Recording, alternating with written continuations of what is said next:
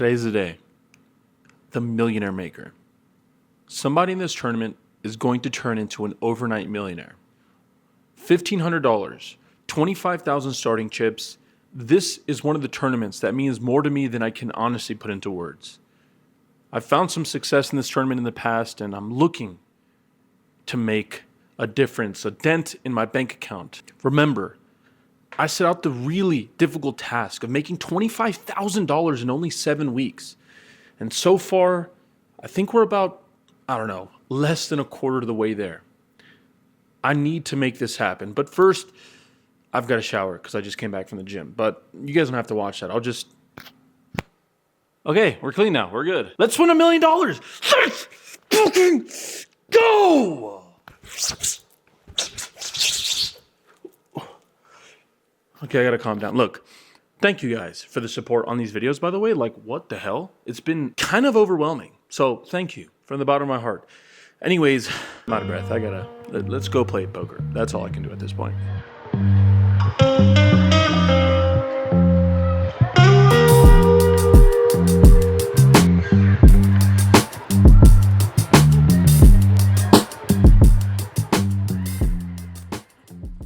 Well, if you couldn't tell from that intro, I'm clearly excited to be here right now. In this very first hand of note, we're sitting on a starting stack of 25,000 chips, and my oh my, have we been blessed by the poker gods. Pocket aces, American Airlines. I'm in early position, joining this tournament a little late after registration is opened. I make it 1.2k. Early position 2 makes the call, and we're off to a flop that comes king 10 for rainbow. I decided to throw out a small C bet of 1.5k. The opponent calls that. Now the turn comes out, and interesting was as it's the 10 of clubs. This is a card that tends to favor the caller in this situation. I'm not going to have a lot of hands that contain a 10 when I open from early position, but my hand's still too good to do anything besides go for some value. We still want to charge queen, jack, random gutter balls, as well as top pairs, obviously. So I make yet another bet, but unfortunately our opponent folds. Good start for the day, picking up aces early. That is definitely a sign of many more thing to come.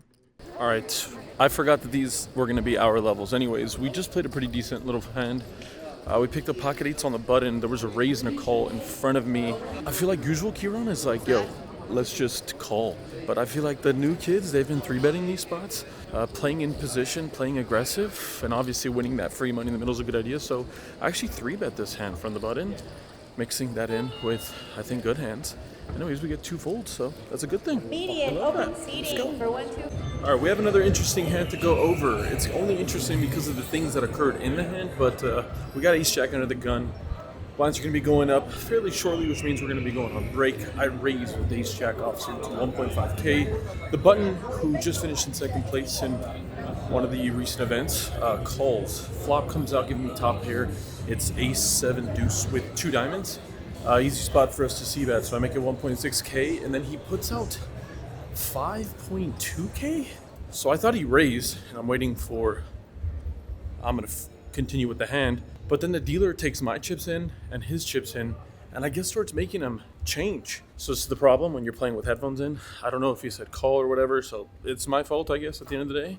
Anyways, I'm kind of left in a weird situation where I clearly made a facial expression of confusion. I didn't know what was happening, but yeah, he ended up just calling. Gave away maybe a physical tell there without knowing or being subconscious. So turn comes out, I bring in a 9 of hearts. So it's a backdoor flush draw. So now it's any heart and any diamond. Bring a flush in on the river. Yeah, with all that being said, he didn't raise the flop. Ace, queen, ace, king, 3-bet pre-flop. Still can get value from worse aces. And then if he has a combo draw like a 7x of hearts, 7x of random holdings like that, I feel I can get value. So I bet 4,000 or 3.2 thousand, and he ends up folding. Weird hand, really weird hand.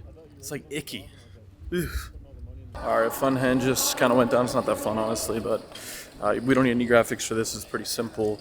I have jack 9 of hearts, button raises. We defend min clicks for 1,600 at the 800 big blind level. I call off of, I don't know, let's just call it 30k starting stack. Flop is king, queen, 4, rainbow, but we do have a backdoor flush draw to go along with our gutter ball to the straight. Then it gets the second nuts or something. Anyways, I check. He bets pretty small, and I call. The turn is not great. It brings in a backdoor flush draw, but it's not ours. It's a 7 of spades. I check to him. him, he bombs it for like 4K, have to fold. Kind of unfortunate.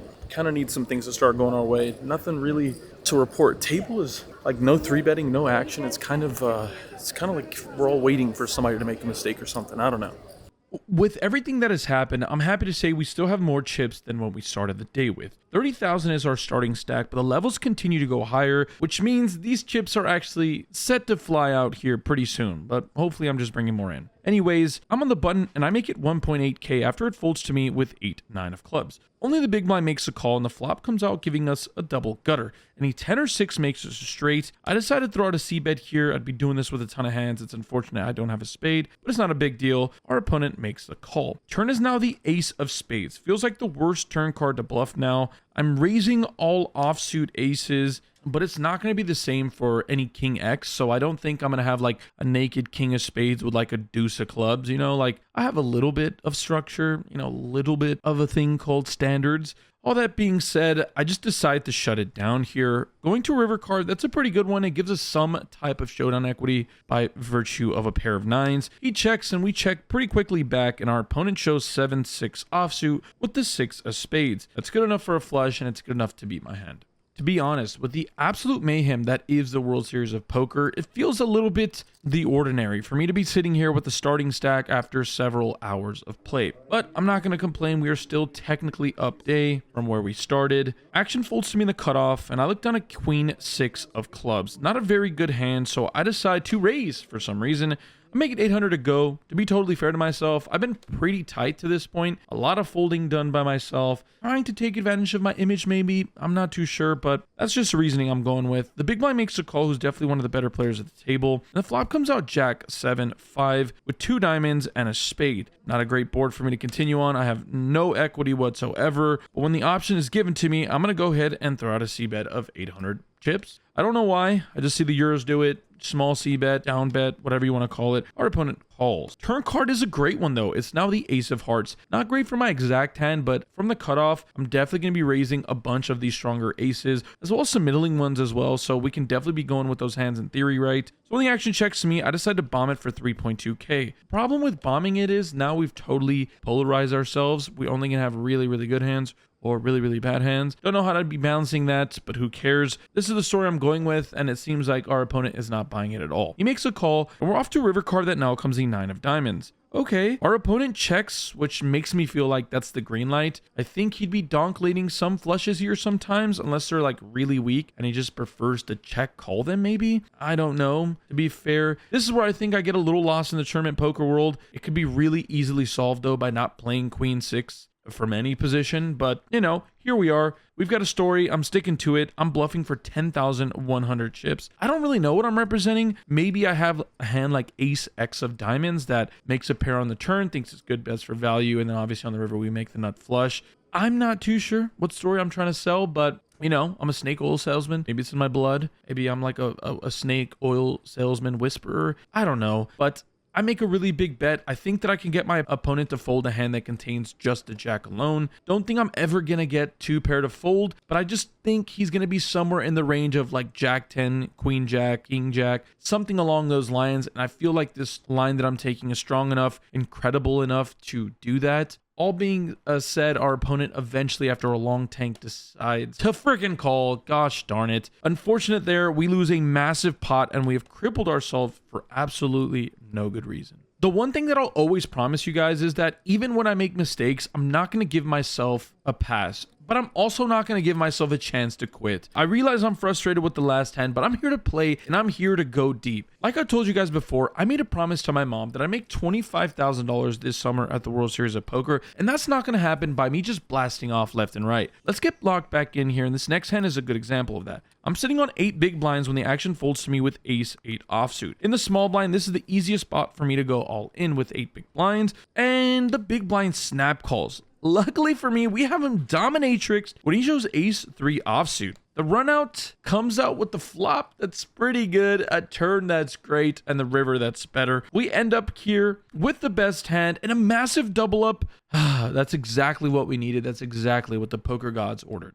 I feel like the resilience we've showed to this point has been pretty great. Every time I've been punched in the face, to be fair, a lot of it has been self-inflicted. I've just been pretty much punching myself in the face. I've been able to get back up, and that's got to count for something. In this next hand, we are being blessed beyond words. I am folded 2, and I look down at American Airlines once again, pocket aces, the weapons of mass destruction. It's the same blind level, and it's only a few hands later. I race to 2.2k, looking to get some type of value. I don't really believe in limping with super strong hands. I know some people swear by it, but for me, let's build the size of the pot. I'd hate to get bad beat by 7 deuce offsuit in the big blind that just checks their option. Let's build the size of the pot. Let's get all of our money in the middle if we can. And as you guys have seen before, I like raising with the middling hands. Either way, we get one caller here from the button, and we're going off to a flop here that is queen 6 deuce with 2 diamonds. I decide to do something that is not for the faint of heart. I'm going for the old trap ski. I check it over to my opponent, hoping that he doesn't check his option and throws out a big bet. Little did I know that he's doing none of those things. He's going for the biggest bet. He just open rips 13,000 chips. I have no idea what this play is, but I'm not going to ask any questions. I beat him into the pot, and I flip over my gosh darn pocket aces. And he shows ace queen off. The fact that he had the discipline to not 3-bet this pre-flop is definitely something to take note of. But what's even crazier is that after doing that and playing the small ball approach, he just goes all in, way over the size of the pot. I'm not asking any questions though. I'm looking to get a big hold here, dealer. One freaking time, lock me back in. This will catapult me to a very healthy stack of over 40,000 chips. The turn card is a king of hearts, and the river is a 5 of clubs. In 2 hands, this guy's been sitting here for what, 2-3 hands? I've busted him all by myself after having no chips. We have a massive stack in front of us. We are absolutely locked in. All right, we're about to go to dinner break, and 2 hands to discuss, no graphics needed. This is a nasty one. So, under the gun raises. We're short-handed. I think we're 8 or 7-handed, however many it is, -1. Under the gun raises to 2,000 at the 1K big blind level. A few later to act, jams for 15K, which is 15 big blinds. I'm sitting on like 29 big blinds next to act in the cutoff, technically, and I look down at pocket 9s. Nasty little spot, don't love it. I tanked for a long time and asked for a count. Obviously, with that under the gun raiser, I feel like they're going to be tighter, right? So I got to be more careful. Anyways, I think about it for a long while actually, and I just fold thinking that under the gun's just too strong, and he hasn't just raised too much, so I'm just kind of player dependent situation. Anyways, he ends up calling, and we have a video of it. It's ace queen of diamonds and king jack of spades. The flop gives me a set, so we flop middle set, and I'm feeling pretty upset. Turns a brick, and then the river gives him actually a flush. If you saw the 2 diamonds on the flop, he had ace queen of diamonds, so don't know if that's good or bad, but it is what it is. Well, that happens. A couple hands later, we get ace queen. We raise with the flop. We c-bet and get a quick fold, so we got chips. We made it to dinner break. And now I head over to dinner break to enjoy it with a friend at Poker Face Ash, and I'm coming back to the table ready to rock. In this next hand, we have king 10 offsuit in the big blind, and it's raised from early position, middle position calls. With a hand like this, don't want to 3-bet it, want to take our equity to the streets, so I make the call. 2 of the strongest players at the table were the 3rd strongest player in this hand, if I'm being totally honest. But it doesn't matter how good you are or how bad you are. When you flop top pair, it makes life pretty easy. We end up checking, and luckily for us, it ends up checking through. I'm almost certain now that I do have the best hand, and it's even more certain when the turn is a king.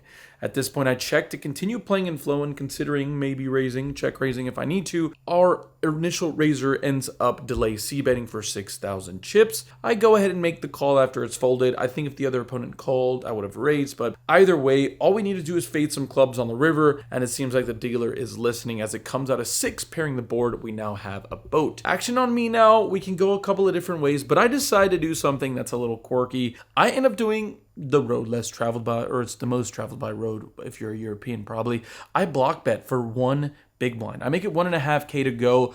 Our opponent clearly, in my opinion, has a bluff, and if he has a bluff, I want to check to him and let him blast off, and this effectively works as a check, and this can sometimes get called by a bunch of worse hands. I throw out that small 1.5 bet. He tanks for a while. He laughs at it, ends up calling it. We show our hand, and it's good. He would quickly tell me that he called me with queen high. So I don't think he would have called any real bet sizing, and there's a small chance he would have gone for a big bluff with that queen high. So I feel like we played the hand pretty well there, and just like that, we have a massive stack in front of us. Well over 50K now. We're absolutely cruising. We're freaking focused, and I'm super excited. All right, we have a pretty fun one. We have about an hour and a half left in the day, half an hour left until the next break, which we need to get to. ASAP. Crazy hand. We have been flying, man. We're up to 60K, peaking by far, and especially for today, we're not playing that many levels. That's a decent stack. That's something to be pretty happy about. Anyways, long story short, well, it's still going to be kind of long. Anyways, well, it's still going to be kind of long. You get the point. Middle position raises to 3.5K, which is just a little more than a min click. Button, super crazy. Bracelet finalist this year, I think one of the recent events. He calls. I'm in the big blind with ace king of diamonds. We 3-bet to 11,500. Both players call. Flop is for 10-4 deuce. I see bet. There is one diamond out there. I have ace king of diamonds. I bet. Middle position folds and then the button calls. Turn is now a pretty good card. I think it's a 3. So now I improve to a straight draw. So I think it's a good card to semi-bluff. I make it 14,500. Our opponent calls. River is a terrible one. I think it's like a 9 hearts. Feels like a lot of the hands that he's going to be peeling with are like 10-9 suited. Pocket 9s if he's getting sticky. I just don't think he's want to fold. He's been pretty sticky all day. I just shut it down. I check. And he checks back. I show my hand, he taps the table as in to say it's good, and then flips over 4 or 5 suited, so we got destroyed. GG's, unlucky. Yeah, I don't know if I was just soul red or I just missed out on an opportunity to get a bluff through, but I am in shambles. Either way, I'm here to pick myself back up off the ground. We are here on a mission. We still have chips in front of us, and we've got to take advantage of this situation. Early position, crazy player, makes it 3.2K. Next to act 3 bets for 10,000. He's definitely been a player that's played fairly slow to this point. But with the action on me now, after looking down at ace queen offsuit, this is honestly a really tough situation. It's tough, one, because I don't have that many chips. I have a little more than, 12, 13 big blinds. But the other big thing is that I feel like our opponents know that the guy that opened has been playing fairly aggressive, so they're trying to attack him. I don't know. I level myself into going all in for 22,000 chips. Action folds back to this opponent, and he calls pretty quickly and shows pocket keyrons. Yeah, not really. Yeah, it's just not great. It's a little frustrating. I should have known better. This opponent hadn't 3-bet light the entire day. Either way, we're looking to catch an ace and an ace only until the flop gives us some extra equity. Any king now gives us the best hand. Going along with that ace or running queens.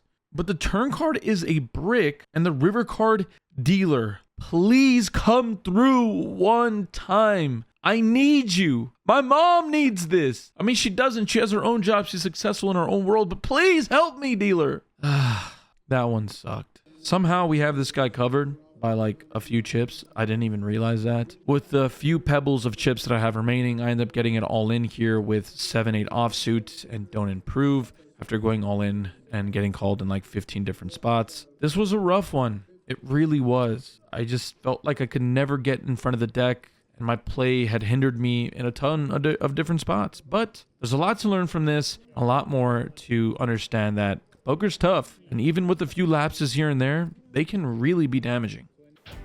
That was a tough pill to swallow. We were about 80 minutes away from finding a bag, but obviously a lot needed to break our way. I felt like those last couple of hands, I felt really good. I honestly felt like I had it, and yeah, it slipped away. But the World Series of Poker is, I think, exactly halfway through, and I'm starting to feel some of the pressure. I don't know how you guys are or your relationship is with your mom, but my mom's a saint. She's pretty great. And when I tell her something and I make a promise, not delivering it's brutal. Like, it's just not something that I don't just go around promising my mom stuff. So when I do, there's usually, it means something. So when I told her that I'd make 25,000, like, I'm really holding myself to that standard. This is no like walk in the park, oh mom, I tried, you know, they got me. I'm expecting, and I think she should be expecting, I'm coming home with some money at the end of this to help out. So pressure's starting to mount a little bit, but in every other facet of my life, pressure mounting only cultivates greatness out of myself. As stupid as that sounds, as posh as that sounds, as cliche as it sounds, it's just the truth. Like, I love pressure, I thrive in it, but it's time I show up. We've had a couple of nice little runs here and there, but honestly, I thought we'd be a little closer to the number by now. I think today hurts us pretty bad. Luckily, we sold 30%. Our World Series of Poker is nowhere near being finished. There's still a bunch to fire. We have the Aria main, which is like 3.5K. We're going to fire that probably. Likely we can fire the main event, which if we can find a little bit of a run in there, that takes up 25K in itself. But we're obviously going to sell some of that. So it's going to come down to making the most of those runs. We might only have 1 or 2 left in the entire series. So it's important. We've got to lock in. I'm through making excuses for myself. Every year I feel like I wait to break out at the World Series of Poker, and every year that passes I feel like it was a waste, like wasting my time, my energy, my money. And this year I'm not going to put up with it. I made a promise to my mom, and I'm going to keep it. And I made a promise to you guys. I'm going to continue to make fucking awesome content. I'm going to continue to push myself to the level that I think I'm capable of playing at, and I'm going to make money. And that's fucking it.